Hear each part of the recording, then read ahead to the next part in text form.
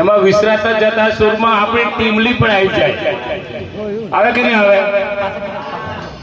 ઢોલિયાના ચાળે રમતા આવડે કોઈને? ડીજે વાગે તો આવડે? એના જેવું છે. જેમ જેમ આપણે ભણતા ગયા, આગળ વધતા ગયા, તેમ તેમ આપણે બધી સંસ્કૃતિ નો નાશ આપણે જાતે કરી રહ્યા છીએ, મારા સહિત. એમાં કોઈનો દોષ નહીં, પણ દેખા દેખી આપણે બધું કરી રહ્યા છીએ. દાદાએ કીધું લગ્નમાં હોય, બીજો કોઈ પ્રોગ્રામ હોય, એમાં આપણે નોવેલ્ટી ઉમેરતા જઈએ છીએ. અને નોવેલ્ટી ઉમેરતા જઈએ છીએ એ આપણી સંસ્કૃતિનો નાશ એમાં થઈ રહ્યો છે. એમાં કંઈ ખોટું નહીં. મિત્રો, લાંબી ઘણી વાતો કરવી હતી, પણ આજે એવું થયું મને કે મારે વાત નથી કરવી, પણ તમે બધા અહીં આવ્યા છો, તમારા દર્શન કરવા હતા. અહીંયા આપણે ભેગા થયા છે કઈ આપણા સમાજ માટે કંઈક કરવું જોઈએ, કંઈક પ્રતિજ્ઞા લેવી જોઈએ. પરસ્પર સહકારની ભાવના સાથે કંઈક કરવું જોઈએ.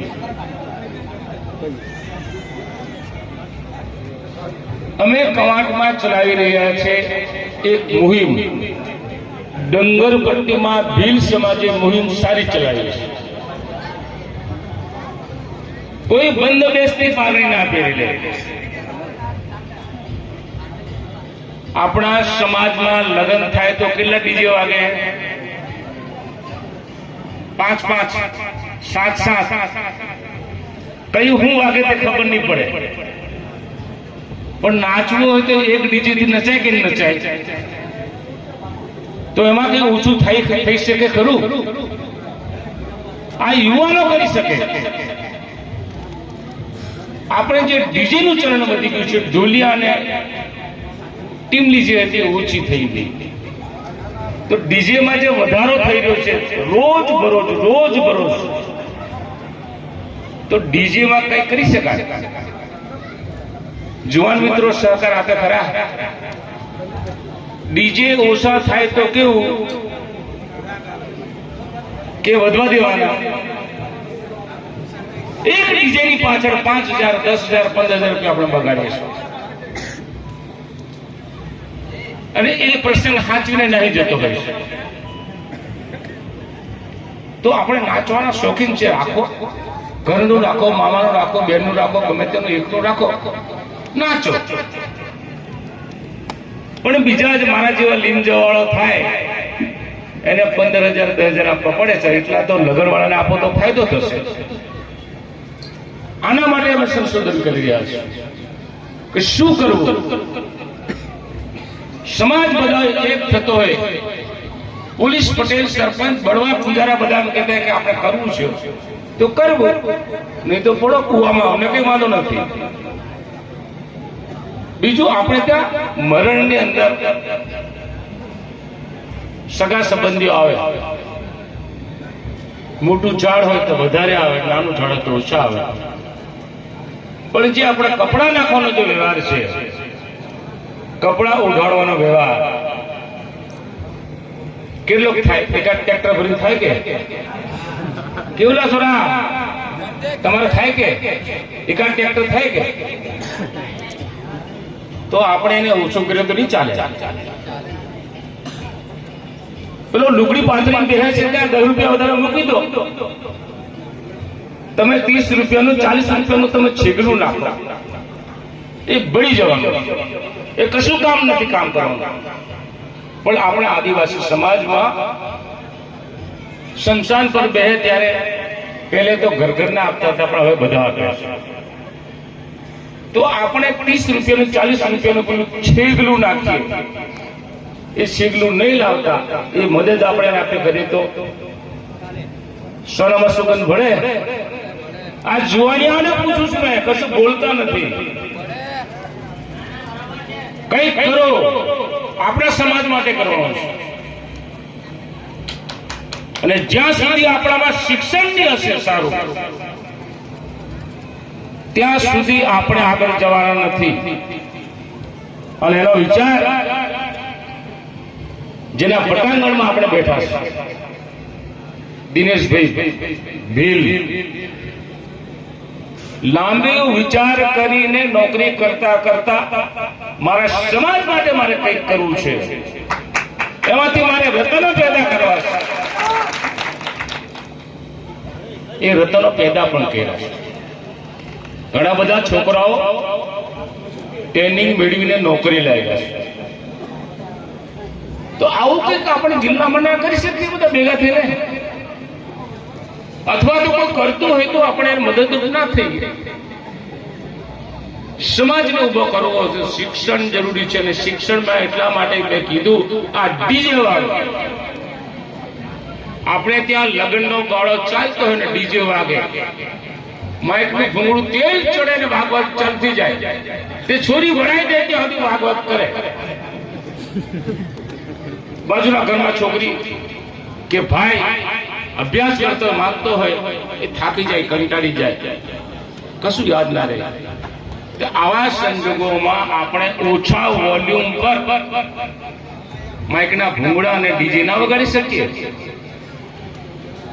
એના માટે અમે 7મી તારીખે કવાંટમાં, અમે શરૂઆત તો કવાંટથી કરીએ.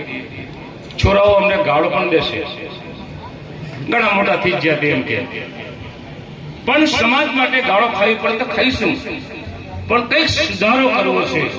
આ 2-3 વાત જે છે એ વાત કરવા માટે પણ આવ્યો હતો. હું ડુંગરપટ્ટીના ભીલ સમાજને અભિનંદન પાઠવું કે એમણે સમાજમાં જે કુરિવાજો હતા એને ઓછા કરીને અન્ય સમાજની હરોળમાં આવવા માટે પૂરા પ્રયત્નો કર્યા છે. એના માર્ગદર્શક દિનેશભાઈ ભીલ છે. જાહેરમાં સ્વીકારવું પડે આપણે કે તમને લાઈન કોને બતાવી? એક ફલાણાભાઈ બતાવી. આપણે બધા આપણો આદિવાસી પણ સાચવવું હશે તો, અન્ય સમાજમાં જવું હશે તો સારું શિક્ષણ લેવું જરૂરી પણ છે. એટલે એવું નહીં કે કસોટો પહેલ લેવાનો, આદિવાસી લેવાનો નહીં. સુધરેલા સમાજની સાથે પણ જવું પડે, જવાનું પણ પ્રસંગોપાત આપણા જે રીત રિવાજ છે, રીત રિવાજને સાચવીએ, પ્રકૃતિ દેવીની આપણે રક્ષા કરતા રહીએ. આખરે તો આપણે આદિવાસી છીએ. જળ, જંગલ અને જમીન, આ 3ની સાચવણી કરવાની જવાબદારી આપણે બધાએ ભેગા થઈને લેવું પડે. અમારા તળિયું સાહેબે કીધું તેમ રસ્તાઓ આવે છે, 4 લેન રસ્તાઓ, એસઓયુ મતલબ ભલભલા ડૂબી ગયા. ત્યાં સુધી એ જયારે પડ્યો ત્યાં સુધી ભલભલા આપણા વાળા ગયા. હવે જમીનો ગઈ, હજુ જમીને જવાની. ત્યારે સંગઠિત રહીને આપણે એમનો સામનો કરીએ. સામનો કઈ રીતના થઈ શકે એની પણ આપણે તૈયારી કરવી પડે. મિત્રો ઘણા બધા થાયકા છે. અમારા સાથી મિત્ર જૂના, મારી સાથે ચૈતરભાઈ અગાઉ હતા એટલા માટે કહું છું, જૂના સાથી મિત્ર ને સાંભળવા માટે ઘણા બધા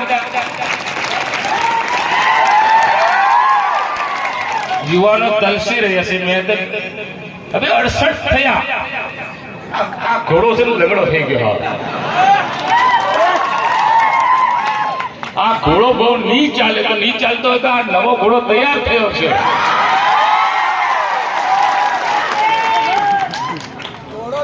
એને આપણે સાથ અને સહકાર આપવાનો થાય સમાજના દુશ્મનો દૂર કરવામાં, એવી અપેક્ષા રાખું છું. મને ખૂબ આનંદ થયો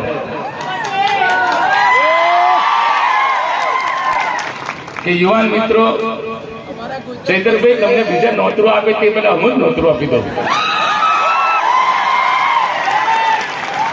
તમારી ડિમાન્ડ થઈ રહી છે ત્યારે આવો.